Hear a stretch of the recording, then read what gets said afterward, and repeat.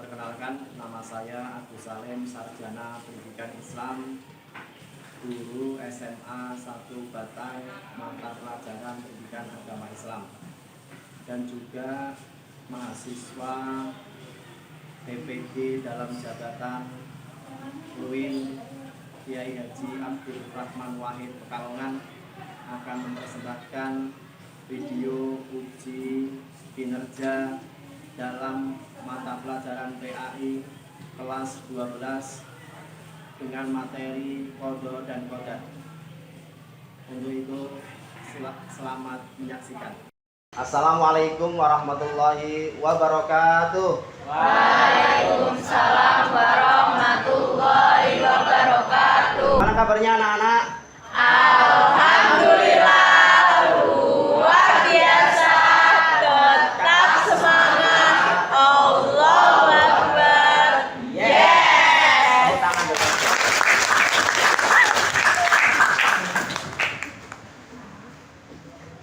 Ketua kelas untuk memimpin doa. Tempat duduk siap, berdoa mulai. A'udzu billahi minasyaitonir rajim. Bismillahirrahmanirrahim. Raditu billahi rabba wa bil islami dina wa bi Muhammadin nabiyya wa rasulah. Rabbi zidni ilma warzuqni fahma. Amin. Doa selesai. Anakku sekalian, sebelum pembelajaran, Pak Agus hari ini akan memberikan informasi kepada kalian bahwa hari ini kita akan belajar tentang tema qadha dan qadar. Sebelum kita memulai pelajaran, mari kita pupuk rasa nasionalisme kita dengan menyanyikan lagu Indonesia Raya. Kepada yang bertugas dipersilahkan.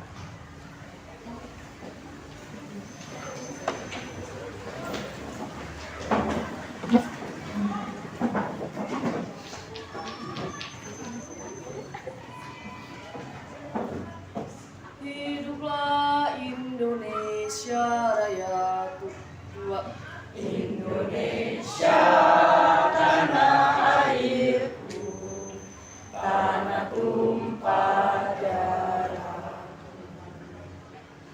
Di sanalah aku berdiri, jadi pandu ibuku.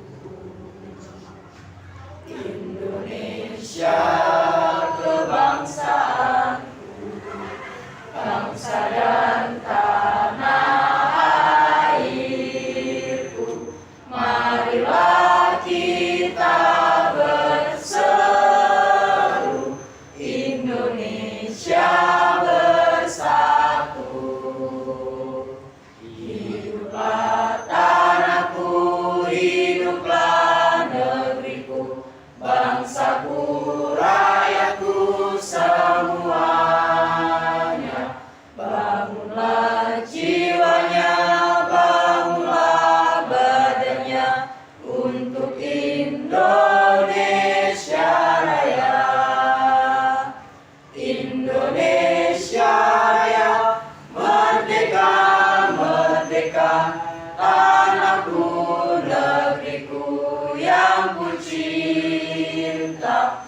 Indonesia Raya, merdeka, merdeka, hiduplah Indonesia Raya. Indonesia Raya, merdeka, merdeka, tanahku, negeriku yang ku cinta. Indonesia Raya, merdeka, merdeka, hiduplah Indonesia Raya. Terima kasih kepada yang bertugas pada pagi hari ini. Kita lanjut untuk presensi.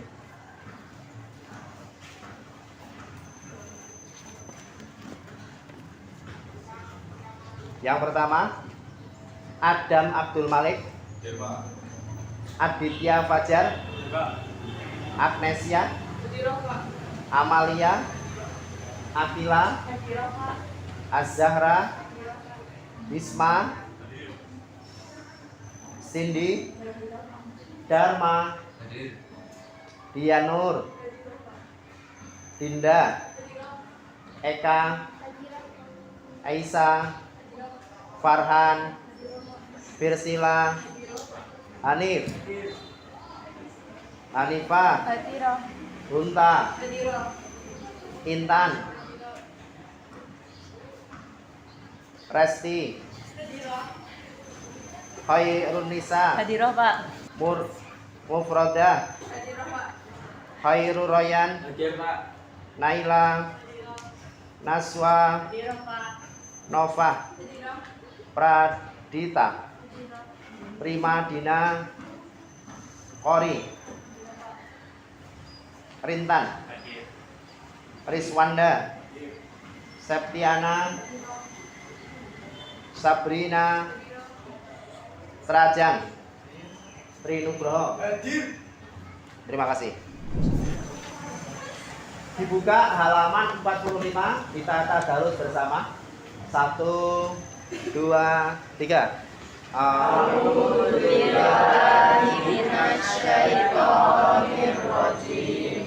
Bismillahirrahmanirrahim. Inna fi khalqis samawati wal ardi wa ikhtilafil laili wan nahari la ayatil li ulil albab alladzina yadhkuruna Allaha qiyaman wa qu'udan wa ala junubihim wa yatafakkaruna fi khalqis samawati wal ardh Rabbana ma khalaqta hadza batila subhanaka faqina adzabannar. Shadaqallahul adzim. Ya, terima kasih. Mari kita lanjut untuk pembahasan pada pagi hari ini, yaitu tentang qada dan qadar. Qada dan qadar, ada yang berpendapat qada adalah rencana, sedangkan qadar adalah pelaksanaan. Jadi qada adalah rencana, sedangkan qadar adalah apa? Pelaksanaan dari sebuah rencana. Orang-orang lebih mudah memahami itu dengan mengatakan takdir. Qada dan qadar disingkat menjadi takdir. Lebih lanjut nanti kita akan melihat video yang akan ditayangkan di depan. Sebelumnya Pak Agus akan memberikan informasi tentang tujuan kita dalam belajar pada pagi hari ini. Yang pertama,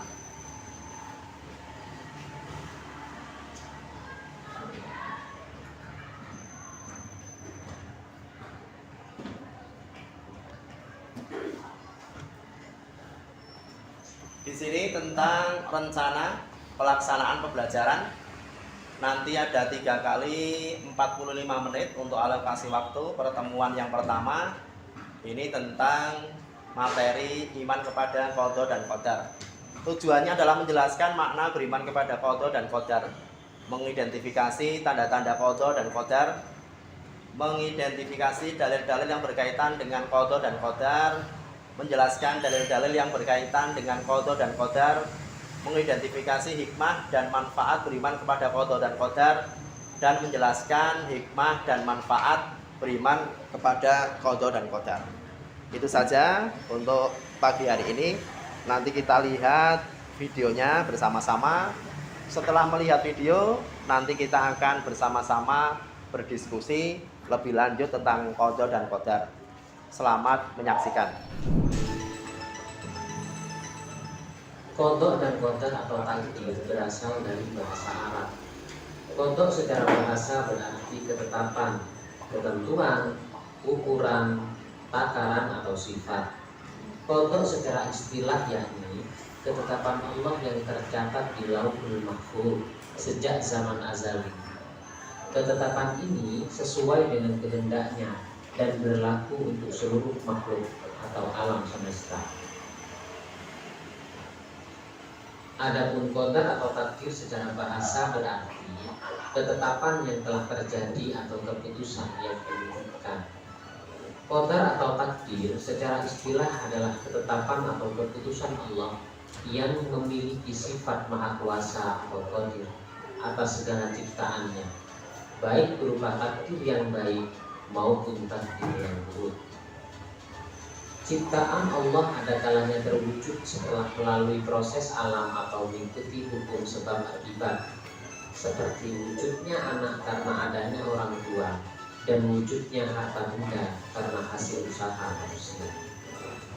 Ada kalanya ciptaan Allah terwujud seketika tanpa proses, seperti wujudnya Nabi Isa tanpa ada bapaknya.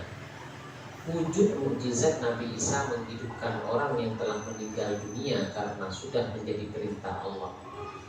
Hal ini bisa kita simak dalam Quran Surat Al-A'raf ayat 54.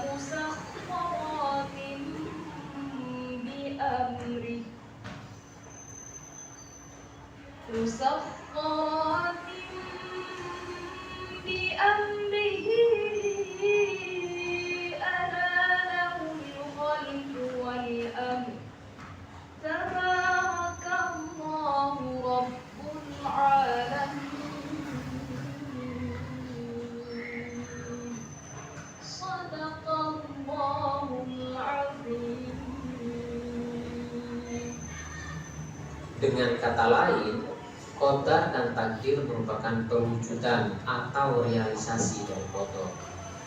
Hubungan antara qadar dan qadar sangat erat dan tidak dapat dipisahkan. Qadar adalah ketetapan yang masih bersifat rencana, dan ketika rencana itu sudah menjadi kenyataan, maka kejadian nyata itu bernama qadar atau takdir.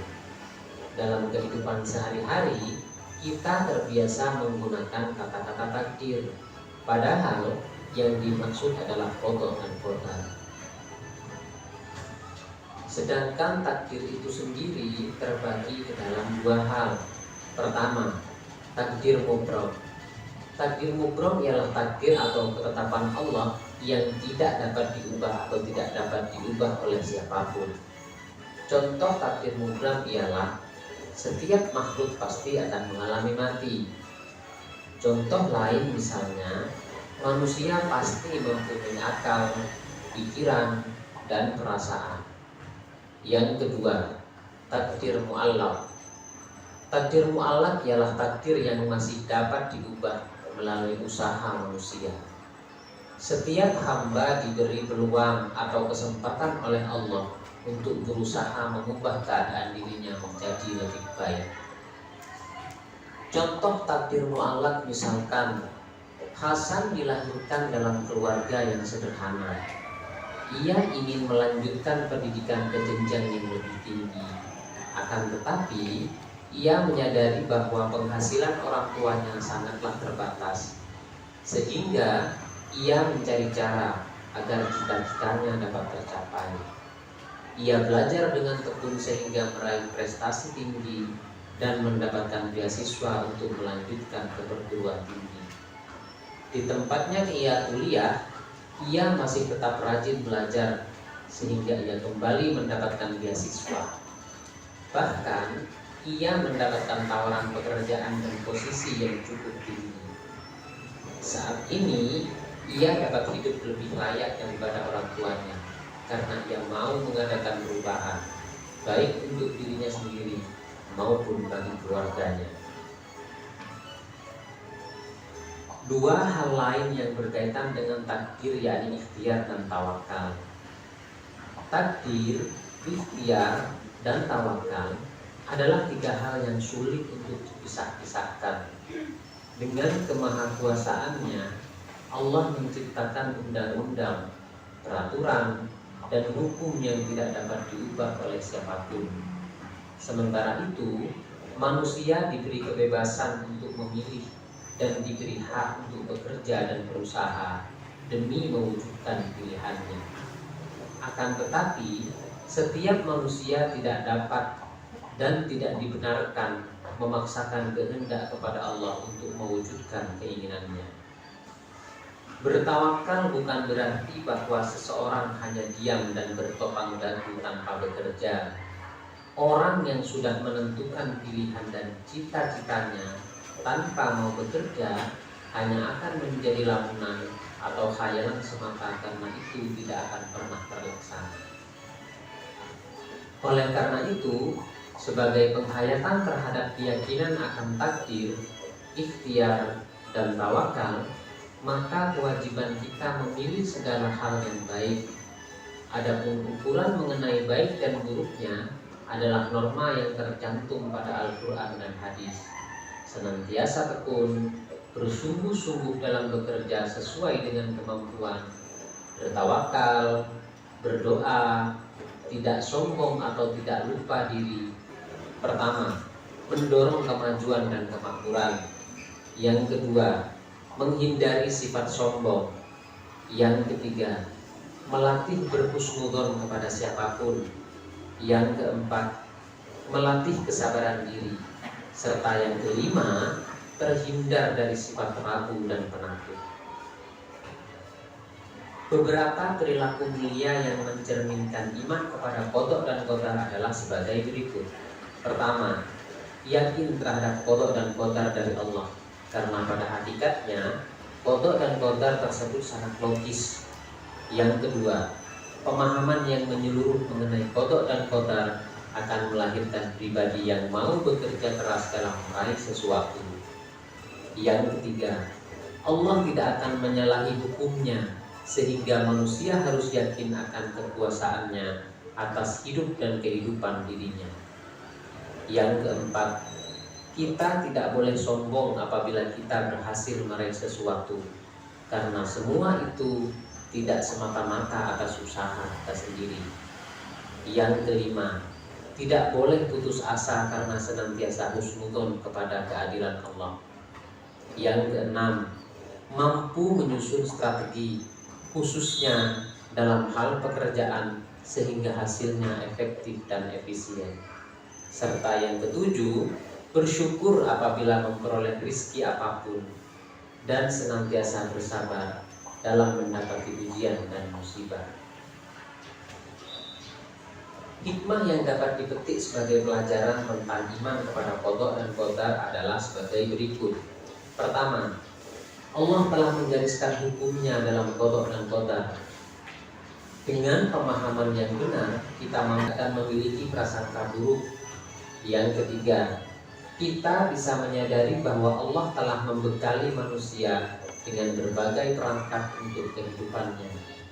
Yang keempat, kita menyadari bahwa manusia diciptakan berbeda dan tentu memiliki hikmah tersendiri.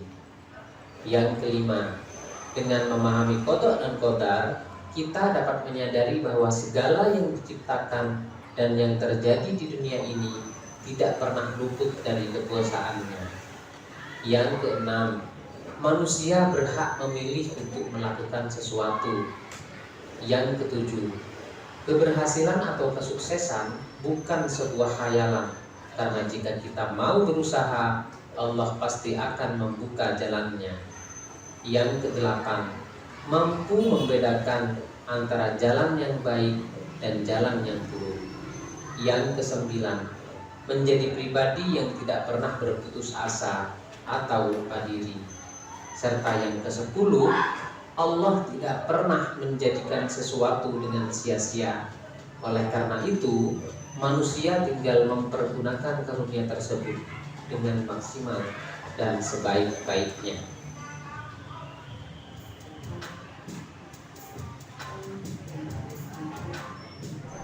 Anakku sekalian, setelah tadi kita menonton video bersama-sama, kita mari bersama-sama untuk berdiskusi berkelompok 4-4. Kemudian diskusinya yaitu terletak pada halaman 37 yang atas, kegiatan kelompok. Di sini diterangkan tentang salinlah Quran surat At-Taubah ayat 105 dan Al-Imran ayat 159.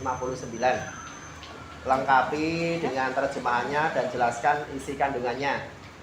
Yang kedua yaitu cari ayat-ayat Al-Quran yang berkaitan dengan tema di atas. Ini nanti bersama-sama dibuat, kemudian nanti maju 1 atau 2 anak perwakilan untuk mempresentasikan apa yang sudah dibuat. Terima kasih, selamat mengerjakan.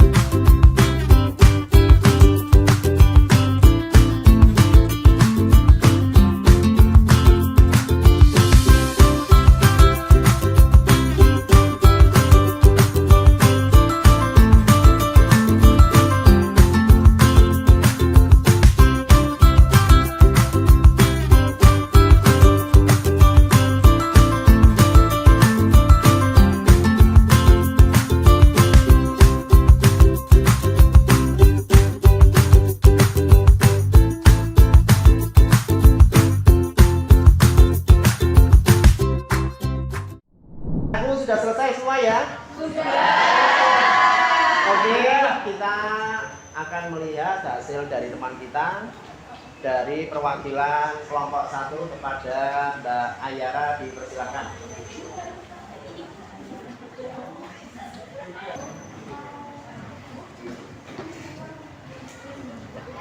Assalamualaikum warahmatullahi wabarakatuh. Waalaikumsalam warahmatullahi wabarakatuh. Perkenalkan, saya Azalida Syarani, nomor presensi 6, akan mempresentasikan tentang ayat At-Taubah ayat 105. Wa qulimalu wa syarawahu amalakum wa rusuluhu wa mu'minun wa satu rajun illa alimil ghaibi wa syahadati fayun nabiyukum bima kuntum ta'malun. Artinya, dan katakanlah, bekerjalah kamu, maka Allah dan Rasulnya serta orang-orang mukmin akan melihat pekerjaanmu itu, dan kamu akan dikembalikan kepada Allah yang mengetahui akan yang gaib dan yang nyata, lalu diberitakannya kepada kamu apa yang telah kamu kerjakan. Lalu isi kandungan dari surat At-Taubah ayat 105 adalah 1. Surat At-Taubah ayat 105 ini memerintahkan orang-orang beriman dan beramal dan bekerja. Sebaliknya, orang beriman dilarang bersikap malas dan membuang-buang waktu. 2.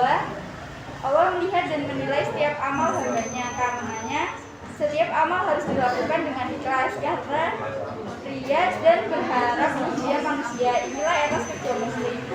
3. Ayat ini memotivasi orang-orang beriman untuk bersungguh-sungguh dalam proses amal dan pekerjaannya, karena proses itulah yang dilihat dan dinilainya. Allah tidak menilai hasil dari usaha tersebut. 4. Setiap manusia akan kembali kepada Allah dan mempertanggungjawabkannya setiap amalannya. Sekian dari saya. Wassalamualaikum warahmatullahi wabarakatuh. Waalaikumsalam warahmatullahi wabarakatuh.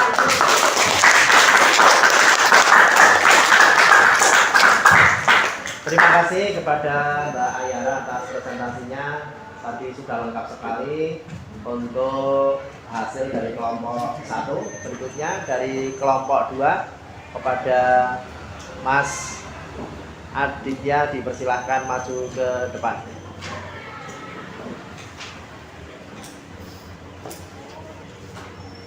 Assalamualaikum warahmatullahi wabarakatuh. Waalaikumsalam warahmatullahi wabarakatuh. Saya Aditya Fajar Pamungkas, nomor presensi 2, akan mempresentasikan diskusi kami surat Al-Imran ayat 159. Bismillahirrahmanirrahim. Fabima rahmatin minallahi linta lahum walaupun tafasan galizal qalbi lan fadu min haulika fa'fu anhum wastaghfir lahum wasyambirhum fil fa iza azamta fa tawakkalallah innallaha yuhibbul mutawakkilin. Artinya, maka berkat rahmat Allah engkau Muhammad berlaku lemah lembut terhadap mereka. Sekiranya engkau bersikap keras dan berhati kasar, tentulah mereka menjauhkan diri dari sekitarmu. Karena itu, maafkanlah mereka dan mohonkanlah ampunan untuk mereka, dan musyawarahlah dengan mereka dalam urusan itu. Kemudian, apabila engkau telah membulatkan tekad, maka bertawakallah kepada Allah. Sungguh Allah mencintai orang yang bertawakal. Dari ayat tersebut, kandungannya menunjukkan sikap sabar dan lemah lembut, rasa rahmat, belas kasihan, dan cinta kasih Rasulullah SAW dalam memimpin. Terima kasih, sekian dari saya. Wassalamualaikum warahmatullahi wabarakatuh. Waalaikumsalam warahmatullahi wabarakatuh.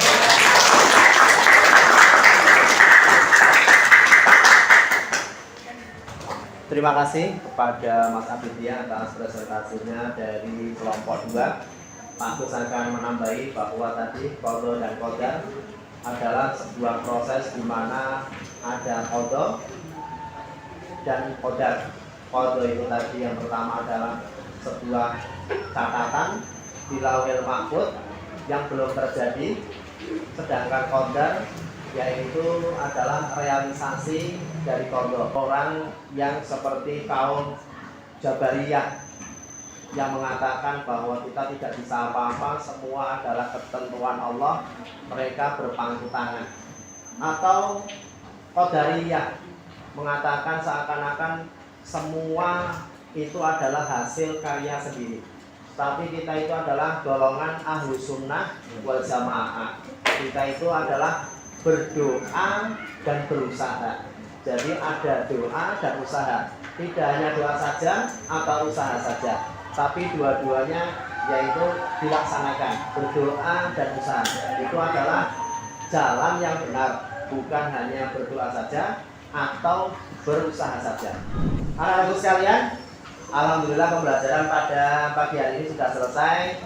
Mari kita tutup bersama dengan doa. Semoga apa yang telah kita laksanakan, telah kita pelajari, bermanfaat bagi kita di masa yang akan datang, untuk kita bersemangat untuk menggapai cita-cita dan bersemangat belajar pastinya.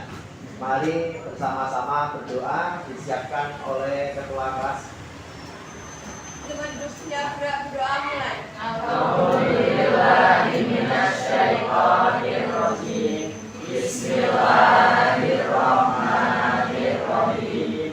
Wal asri innal insana lafi khusrin illa alladziina amanu wa amilus sholihati wa tawasau bil haqqi wa tawasau bis sabr. Alhamdulillahi rabbil alamin. Terima kasih, kurang lebihnya mohon maaf. Wassalamualaikum warahmatullahi wabarakatuh.